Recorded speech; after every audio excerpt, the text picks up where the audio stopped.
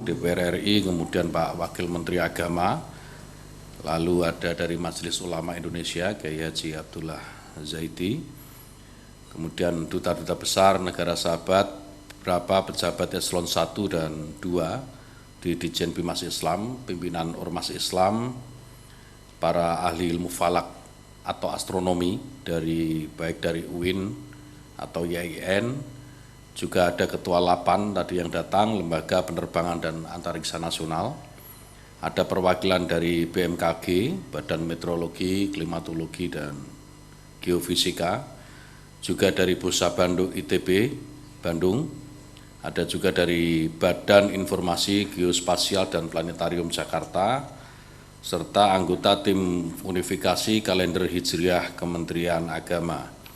Secara umum tadi sidang isbat berjalan dengan lancar, dimulai dari pemaparan Profesor Thomas Jamaluddin sebagai anggota tim unifikasi kalender Islam Kementerian Agama Republik Indonesia, dan beliau tadi menyampaikan bahwa ketinggian hilal di seluruh wilayah Indonesia pada posisi di atas ufuk antara 2 derajat 21 menit sampai dengan 4 derajat 14 menit. Berdasarkan posisi tersebut, jadi Profesor Thomas Jamaluddin tadi sudah menyatakan bahwa hilal di seluruh Indonesia sudah di atas ufuk dan terdapat laporan hilal terlihat atau teramati secara mufakat gitu ya, sehingga 1 Dzulhijjah tahun 1442 Hijriah ditetapkan jatuh pada hari Ahad tanggal 11 Juli 2021 Masehi. Dan dengan begitu tentu saja Hari Raya Idul Adha akan jatuh pada hari Selasa tanggal 20 Juli 2021 Masehi. Kawan-kawan media yang saya hormati, para masyarakat muslim yang mengikuti telekonferensi ini, kami perlu menyampaikan kembali bahwa saat ini kita, terutama yang di Jawa dan Bali ini, dalam situasi PPKM darurat. Pemerintah sudah menetapkan kebijakan PPKM darurat ini beberapa waktu yang lalu, kalau tidak salah hitung ini sudah hari ke-7. Kebijakan ini secara umum ditetapkan pada 45 kabupaten kota dan menggunakan nilai assessment 4 itu ada di 45 kabupaten kota tadi, kemudian 76 kabupaten kota, assessment 3, itu semua ada di Pulau Jawa Bali, serta ada 15 kabupaten kota di luar Pulau Jawa dan Bali. Untuk menindaklanjuti ketetapan ini, Kementerian Agama sudah menerbitkan 2 surat edaran sekaligus.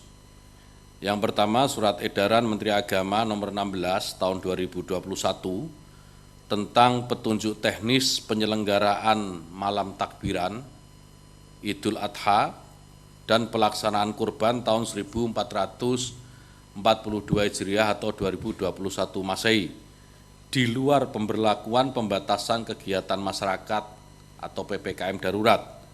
Dan yang kedua, Edaran Menteri Agama SE nomor 17 tahun 2021 tentang peniadaan sementara peribadatan di tempat ibadah, malam takbiran, sholat Idul Adha dan petunjuk teknis pelaksanaan kurban tahun 1442 Hijriah 2021 Masehi di wilayah pemberlakuan pembatasan kegiatan masyarakat darurat. Kawan-kawan media yang saya hormati, peniadaan peribadatan di tempat ibadah di wilayah PPKM darurat ini menjadi mutlak gitu ya, menjadi mutlak karena kita tahu bahwa pandemi COVID ini benar-benar kita harus atasi secara bersama-sama dengan kerjasama yang baik antara pemerintah dan masyarakat, antara pemerintah dengan pemeluk agama gitu ya, sehingga kita semua dengan kesadaran secara penuh dan kemudian direspon dengan aturan pemerintah dengan menerbitkan edaran untuk meniadakan peribadatan sementara di tempat-tempat ibadah, terutama tempat-tempat ibadah yang berpotensi untuk menimbulkan kerumunan.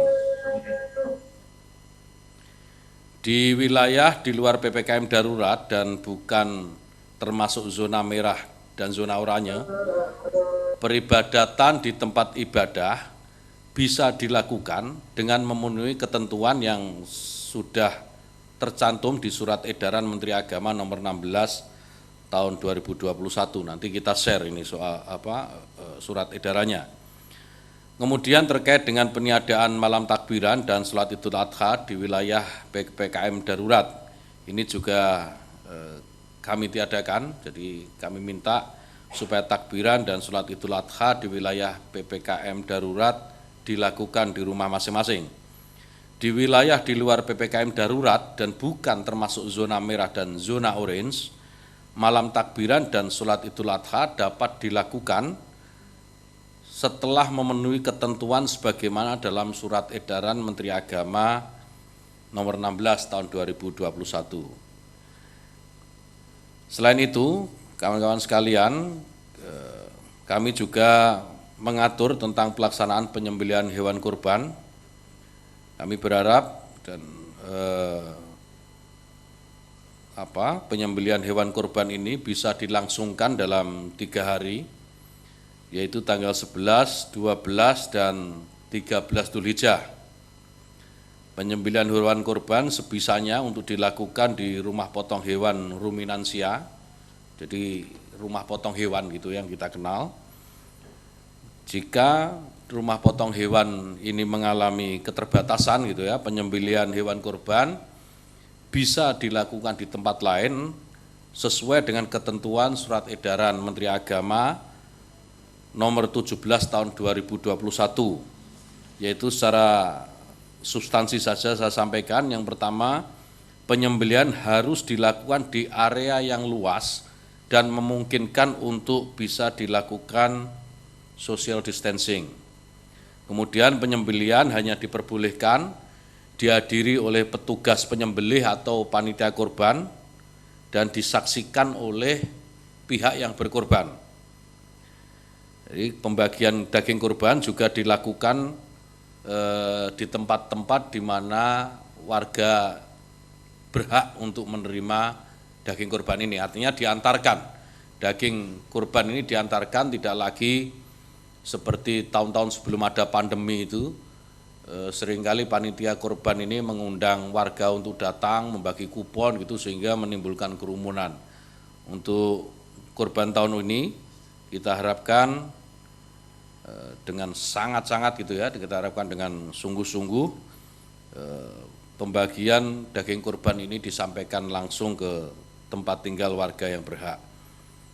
Artinya secara khusus saya perlu sampaikan, dilarang ada antrian dalam pembagian daging kurban ini supaya dimention oleh para panitia penyembelihan hewan kurban. Dan tentu saja penerapan protokol kesehatan dan kebersihan bagi petugas maupun alat yang digunakan juga harus diperhatikan dengan baik. Kami semua kita sudah membuat edaran sekaligus teknis pelaksanaan penyembelihan hewan kurban ini. Kawan-kawan media yang saya hormati, saya kira ini hal-hal penting yang bisa saya sampaikan, namun tentu saja kita harus memberikan kesempatan terlebih dahulu kepada yang pertama Pak Yandri Susanto, Ketua Komisi 8 DPR RI, barangkali ada yang perlu disampaikan kepada kawan-kawan media dan masyarakat Muslim di Indonesia secara umum. Silakan Pak Yandri.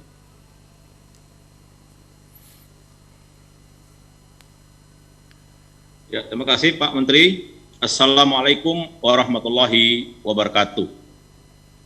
Alhamdulillahirabbil alamin, wassalatu wassalamu ala asrofil anbiya wal mursalin wa ala alihi washabihi ajmain. Pertama-tama kita bersyukur kepada Allah Subhanahu wa taala, salawat dan salam mari kita kirimkan kepada Nabi besar Muhammad sallallahu alaihi wasallam. Yang saya hormati, yang saya banggakan Pak Menteri Agama Republik Indonesia, sahabat saya Gus Yakut, beserta Pak Wamen, beserta seluruh jajaran, Prof Kamar, Pak Dirjen, para umat Islam, wabil khusus yang saya banggakan seluruh rakyat Indonesia yang mengikuti jumpa pers hari ini. Tadi saya dari jam 5 mengikuti pemaparan Pak Prof. Thomas Jamaluddin, kemudian tadi ikut sidang isbat juga, dihadiri oleh semua umat Islam. Akhirnya kita bersepakat, tidak ada second opini, bahwa besok 1 Zulhijjah 1443 bertepatan dengan 11 Juli 2021, artinya kita akan hari raya Idul Adha tanggal 10 Zulhijjah tahun 1443 bertepatan dengan tanggal